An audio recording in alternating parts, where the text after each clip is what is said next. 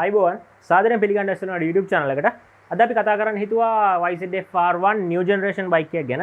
අපි මීට කලින් 2009 14 කාල සීමාවේ R1 crossplane bike එක ගැන කතා කරා. අද අපි කතා කරන්න හිතුවා 2015 පස්සේ මේ new generation YZF R1 2016 bike එක ගැන. මේක electronic package එක සහ මේ bike එක කොහොමද අනිත් generation වලින් වෙනස් වෙන්නේ කියලා අපි මේ වීඩියෝ එකේදී කතා කරමු.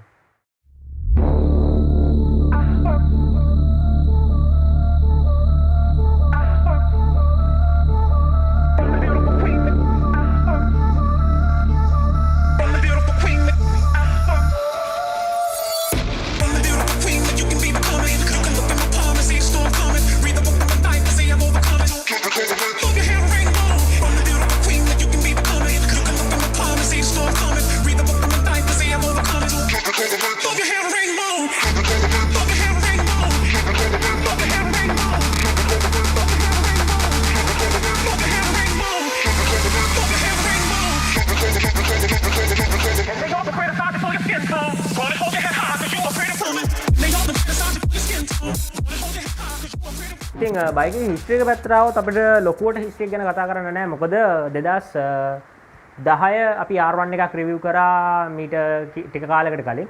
ඒ වීඩියෝ එක බැලුවා නම් ඕගොල්ලන්ට අදහසක් ගන්න පුළුවන් මේ R1 එකේ හිස්ටරි එක මොනවද කියලා. අපි කතා කරා 1998 R1 එක නිෂ්පාදනය කිරීම. ඊට පස්සේ 20 valve engine එක 16 valve වෙන එක. ඒ වගේම 2009 දී crossplane technology එක යොදා ගන්න එක. crossplane technology එක යොදාගෙන නිෂ්පාදනය කරන R1 එක World Superbike Championship එක දිනා ගන්න එක. ඔය වගේ දේවල් අපි කතා කරා ඒ රිවිව් එකේදී. ඉතින් අපිට මෙතනදී කතා කරන්න තියෙන්නේ 2015 පස්සේ එන බයික් ටික ගැන තමයි. මොකද අපි ඊට කලින් වීඩියෝ එකේදී ගැන කතා කරපු නිසා. ඔයගොල්ලන්ට ඒව දැනගන්න අවශ්‍ය නම් මේකේ full history එකට ඔයගොල්ලන්ට ඒ රිවිව් එක බලන්න පුළුවන්.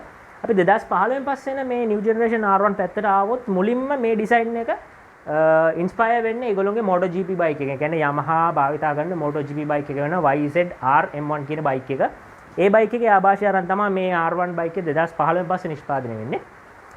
ඒ වගේම මෙයා ඩිසයින් එක වෙනස් කරගෙන තියෙනවා. බොහොම ගත්තොත් අපි ගත්තොත් 99%ක්ම මේ බයික් එක ඊට කලින් ජෙනරේෂන් එකේ බයික් එකට වඩා වෙනස් වෙනවා. ඒ වගේම ඉලෙක්ට්‍රොනික පැකේජ් එක දියුණු වෙනවා. ඒ වගේම මේ 2015 දී තමයි R1 සාමාන්‍ය මොඩල් එකක්, ඒ කියන්නේ සාමාන්‍ය R1 එකක් ස්ටෑන්ඩඩ් මොඩල් එක. ඊට පස්සේ R1M කියලා මොඩල් එකක් සහ R1S කියලා ඩිසයින් එකෙන් සමානයි. නමුත් එන්ජින් එක ඇතුලේ කොටස් වල මිල අඩු, ඒ කියන්නේ ටයිටේනියම් කොන්රොඩ්ස් ඒ වගේම මැග්නීසියම් ආලේපිත කොටස් වෙනුවට මේ සාමාන්‍ය යකඩ භාවිතයෙන් අමතර කොටස් නිෂ්පාදනය කරලා එන ලෝ ස්පෙක් R1 එකක් ගැන ඒක R1S විදිහට සලකනවා. ඔන්න ඔය විදිහට 2015 දී මොඩල් 3ක් එනවා. මේ අපි කතා කරන YZF R1 2016 මොඩල් එක මේක විශේෂ නමකින් හඳුන්වනවා Raven Edition කියලා. මේ බයික් එක Raven Edition විදිහට හඳුන්වන්නේ මේක ස්පෙෂල් එඩිෂන් එකක්වත් ලිමිටඩ් එඩිෂන් එකක්වත් නෙමෙයි. නමුත් මේ කලර් ඇක්සෙන්ට් එක Raven කියලා කුරුල්ලෙක් ඉන්නවා. ඒ කුරුල්ලගේ ප්‍රධාන පාටවල් දෙක වෙන්නේ රතු සහ කළු. ඒ ඇක්සෙන්ට් එක තමයි මේ බයික් එකටත් දීලා තියෙන්නේ. 2016 දී නෙමෙයි මේ Raven Edition එකක් මුල්ම වතාවට එන්නේ. මීට කලින් අවුරුදු වල අපි ගත්තොත් 2014 දී වගේ R1 Raven මේ කලර් ස්කීම් එකෙන් ඇවිල්ලා තියෙනවා. ඉතින් ඕක තමයි මේ බයික් එකේ විශේෂත්වය. අපි ගත්තොත් R1S එකෙත් මේ හා සමාන ඇක්සෙන්ට් එකක් තමයි බලා ගන්න හම්බ වෙන්නේ. රතු සුදු රතු කළු ඔය වගේ ඇක්සෙන්ට් එකකින්. නමුත් මේක R1S එක නෙමෙයි, මේක R1S එකේදී මෙතන S එක බලා ගන්න පුළුවන්. ඉතින් අපි පොඩ්ඩක් මේ බයිකේ එන්ජින් එක පැත්තට ආවිල්ලා බලමු කොහොමද මේක අනිත් කලින් ජෙනරේෂන් වලට වඩා වෙනස් වෙන්නේ කියලා.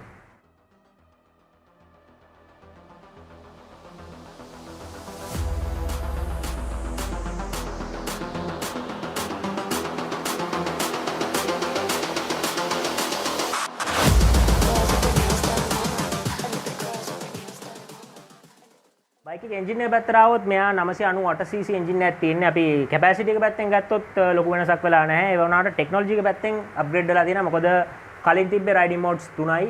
ඒ රයිඩින් මෝඩ්ස් 3 ඇඩ්ජස්ට් කරගන්න පුළුවන් කමක් හැකියාවක් තිබෙත් නැහැ ක්‍රොස්ප්ලේන් මොඩල් වල. AB සහ ස්ටෑන්ඩඩ් කියලා මොඩල් 3ක් විතරයි බලා ගන්න හම්බුනේ. නමුත් මේ වෙනකොට මෝඩ්ස් 4ක් කරලා තියෙනවා. මේ මෝඩ්ස් 4ම අපිට කැමති විදිහට මොඩිෆයි කරගැනීමේ හැකියාවක් දීලා තියෙනවා. පවර් අවුට්පුට් එක පැත්තට આવොත් ඒකත් ලොකු වෙනසක් වෙලා තියෙනවා මේ 2015 පස්සේ. හෝස් පවර් 200 පහු කරලා පවර් එකක් ප්‍රොඩියුස් කරපු පළවෙනි බයික් අතර ඉන්නවා මේ R1. මෙයා හෝස් පවර් 200ක් කිසිම ගැටලුවක් නැතුව ප්‍රොඩියුස් කරන ස්ටෑන්ඩඩ් එන්ජින් එකේ ස්ටෑන්ඩඩ් බයික් එක. ඒගොම টপ ස්පීඩ් එක පැයට කිලෝමීටර් 299ක් පහු කරනවා. එතනින් එහාට බයික් එක දුවන්න පුළුවන්. නමුත් ECU එකෙන් පවර් එක කට් කරනවා පැයට කිලෝමීටර් 299 දී. අපි ගත්තොත් රේස් මොඩිෆිකේෂන්ස් එක කියන බයික් එකට පැයට කිලෝමීටර් 330 වගේ පහු කරන්න පුළුවන් කිසිම ගැටලුවක් නැතුව මේ R1 එන්ජින් එකේ. මෙහෙම මාවොත් මෙයාගේ ක්වික් ෂිෆ්ට් එකක් බලා ගන්න පුළුවන්. ක්වික් ෂිෆ්ට් එක ඔන් කරන්න පුළුවන්. ඒ වගේම තව මොඩ්ස් දෙකකට දා ගන්න පුළුවන් අපිට අවශ්‍ය විදියට. ඒ වගේම ගියර් සායක් බලා ගන්න පුළුවන්, ස්කිපර් කච්චයක් බලා ගන්න පුළුවන්.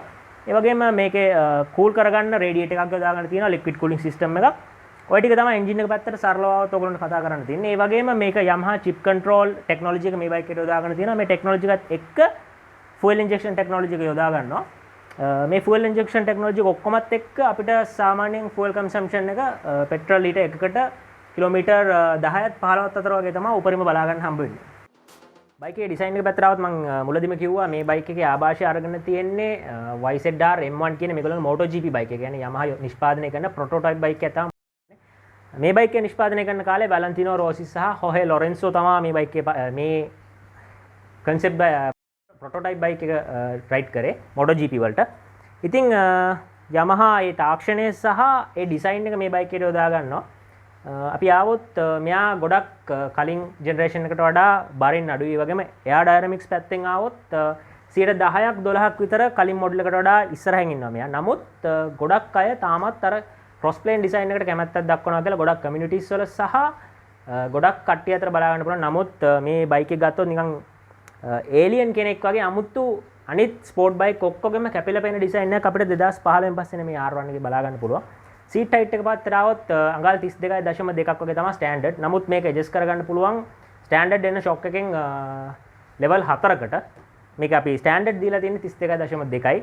එහෙම ගත්තොත් weight එක කිලෝ 200ක් වෙනවා කිසිම මොඩිෆිකේෂන් එකක් නොකර. රේසින් මොඩිෆිකේෂන්ස් වලට යනවා නම් මේ weight එක ගොඩක් අඩු කරගන්න පුළුවන් හැකියාව තියෙනවා. මෙහෙමම අපිට ආවොත් කතා කරන්න පුළුවන් මේක ඉලෙක්ට්‍රොනික පැකේජ් එක ගැන. ඒක ගැන අපි ඊළඟට කතා කරමු.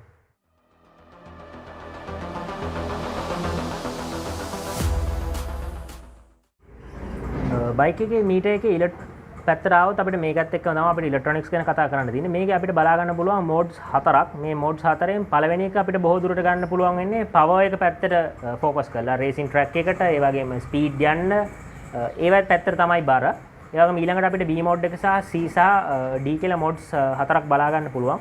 දෙවෙනි මෝඩ් එක අපිට බලා ගන්න පුළුවන් ඒකත් රේස් ට්‍රැක් එකට හොඳයි. එතකොට තුන්වෙනි මෝඩ් එක අපිට ගන්න පුළුවන් පාරේ රයිඩ් කරනවා නම්. හතරවෙනි මෝඩ් එක රේන් කන්ඩිෂන් වගේ අවස්ථාවක ගොඩක් ගැලපෙනවා.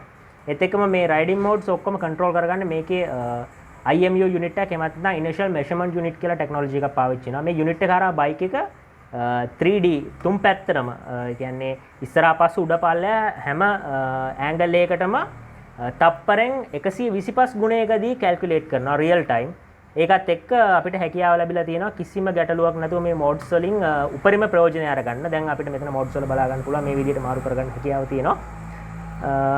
ඒ වගේම අපිට R1M එකට ආවොත් R1M එක ලොකුම වෙනස වෙන්නේ මෙතනදී තමයි ස්ටෑන්ඩඩ් R1 එකෙන්. R1M එකේදී අපිට මේ රයිඩින් මෝඩ්ස් වලට අමතරව දීලා තියෙනවා semi active suspension adjust කරගැනීමේ හැකියාවක් මීටර් එක හරහාම. අපිට ඉලෙක්ට්‍රොනික පැකේජ් එක හරහාම suspension අපිට adjust කරගන්න පුළුවන් damping සහ rebound අපේ කැමැත්ත පරිදි.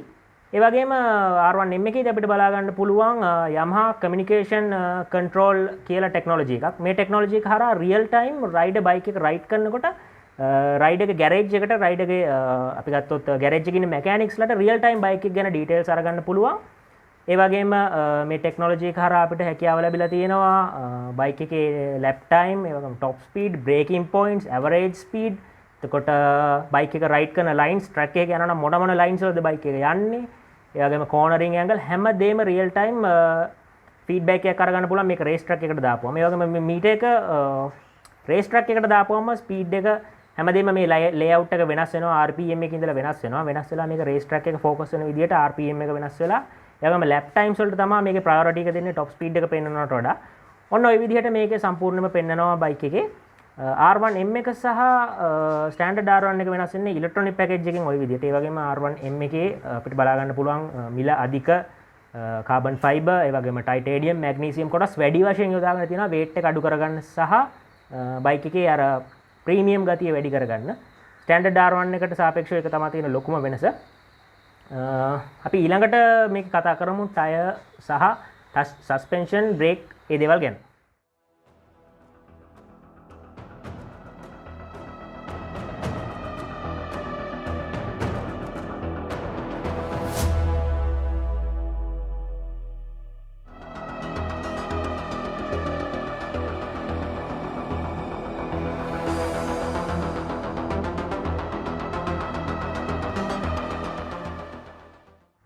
බයික් එකේ බ්‍රේක්ස් පැත්තට આવත් අනිවාර්යෙන් කතා කරන්න ඕනේ. මේ වගේ පවර් එකක් හෝස් පවර් 200 පැයට කිලෝමීටර් 300ක වේගයක් වගේ දෙනවත් එක්ක අත්‍යවශ්‍ය දෙයක් බ්‍රේක් කියන්නේ.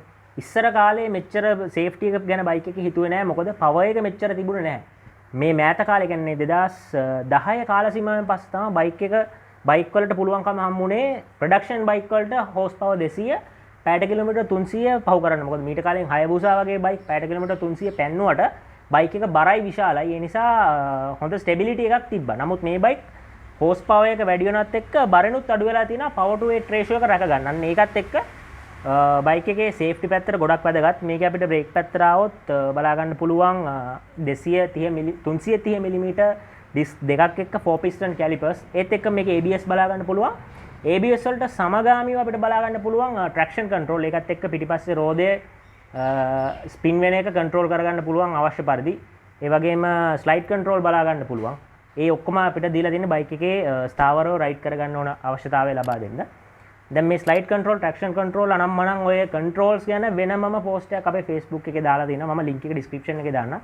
එතකොට ඔයගොල්ලන්ට හොඳ අදහසක් අරගන්න පුළුවන් මේ ටෙක්නොලොජිස් මොනවද කියලා. සස්පෙන්ෂන් පැත්තට આવොත් අපිට KYB 43mm inverted forks බලා ගන්න පුළුවන්. මේකත් R1M එකේදී වෙනස් වෙනවා. R1M එකේදී semi active Ohilins suspension යොදාගන්නේ. Ohilins කියන්නේ suspension අතර තියෙන ඉහළම brand එකක්. ඉතින් Ohilins යොදා ගන්නවා. අපිට standard R1 එකේදී බලා ගන්න හම්බ වෙන්නේ KYB. වගේම පිටිපස්සේ monoshock එකක් එක්ක adjustable levels 4කට adjust කර ගන්න පුළුවන් monoshock එකක් බලා ගන්න පුළුවන්. ඒත් එක්ක 2 piston caliper එකක් එක්ක 220mm disc එකක් බලා ගන්න පුළුවන්. ඔය ටික තමයි බයික් එකේ බ්‍රේක් සහ සේෆ්ටි එක පැත්තට આવත් කතා කරන්න තියෙන්නේ. ටයර් සයිසස් වලට આવත් අපිට ඉස්සරහා 120 70 ටයර් එක බලා ගන්න පුළුවන්. ඒ වගේම පිටිපස්සේ බලා ගන්න හම්බ වෙන 190යි 55 ස්ටෑන්ඩඩ්. ඒ වගේම R1M එකට આવොත් ෆැක්ටරි එකෙන්ම ස්ටෑන්ඩඩ් බලා ගන්න හම්බ වෙන්නේ 200යි 55 කියන සයිස් එකේ ටයර් එකක්. R1 ස්ටෑන්ඩඩ් මොඩල් එකේ සහ S එකේ අපිට බලා ගන්න හම්බ වෙන්නේ 190යි 55 කියන සයිස් එක. ඒ වගේම අපිට සස්පෙන්ෂන් බ්‍රේක්ස් ගැන ওই විදිහට තමයි කතා කරන්න තියෙන්නේ. එක්සොස් නෝට් එකක් අරගෙන බලමු.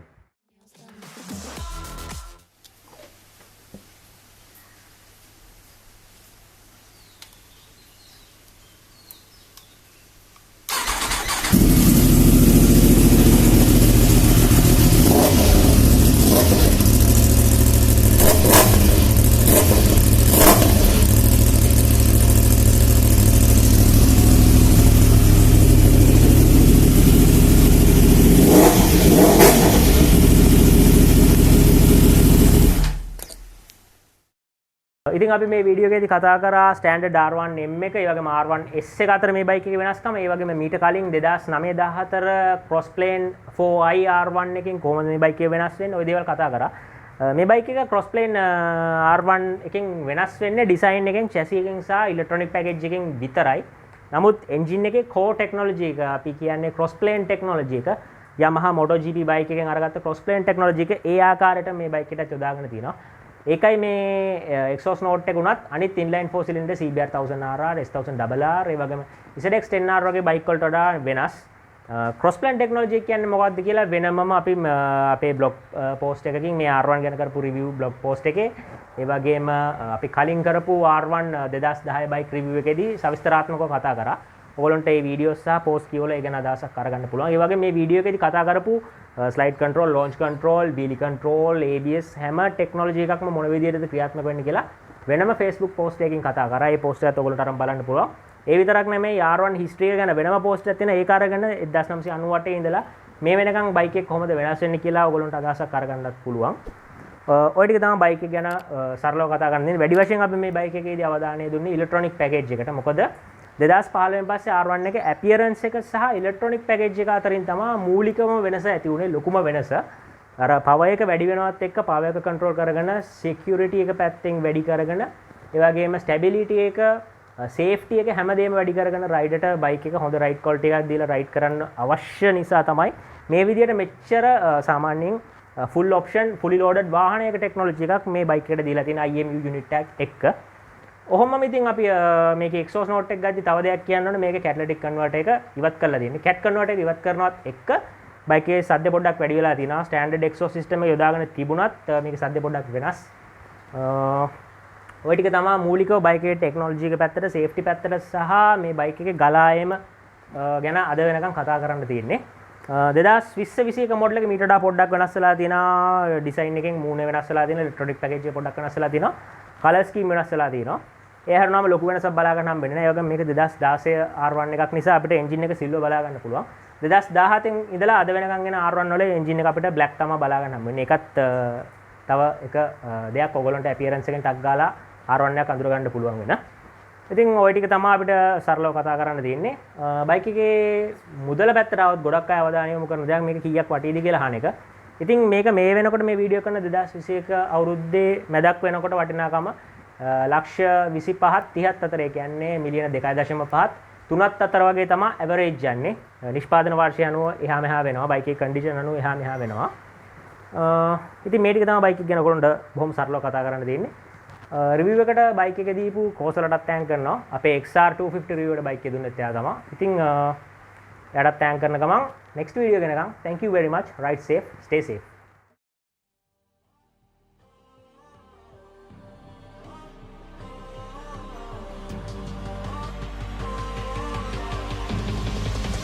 Coming for the throne.